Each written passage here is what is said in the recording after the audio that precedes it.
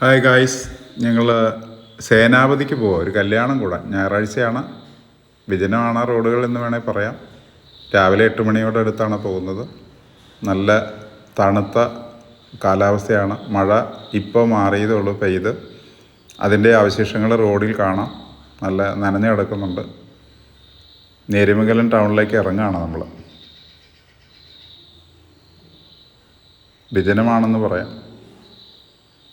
പാലം, നേര്യമംഗലം പാലം ഇടത്ത് സൈഡിൽ പുതിയത് പണിത് വരുന്നുണ്ട്. പഴയ പാലത്തിൽ കൂടെ 2 വണ്ടികൾ ശരിക്കും കടന്നു പോകാൻ ബുദ്ധിമുട്ടാണ്. വലിയ വണ്ടിയാണെങ്കിൽ പ്രത്യേകിച്ച് പറയാൻ പറ്റില്ല. പുതിയ പാലം പഴയ പാലത്തിൻ്റെ ഡിസൈനിൽ തന്നെയാണ്, പക്ഷേ വീതി കൂടുതലുണ്ട്. ഏകദേശം ഫിനിഷിങ് സ്റ്റേജിലാണ്. ഇപ്പോഴും ആ മഴയത്തും പണി നടക്കുന്നുണ്ട്. ഇവിടെ ആളുകളൊക്കെ നിൽക്കുന്നുണ്ട്.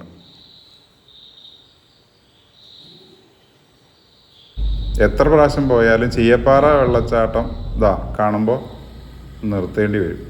ഞങ്ങൾ പക്ഷെ നിർത്തിയില്ല. ഏലച്ചെടികൾ കായ്ച്ചു നിൽക്കുന്നു. നല്ല രസം. നമ്മൾ രാജാക്കാട് രാജകുമാരി ഭാഗമൊന്നും കാണിച്ചില്ല.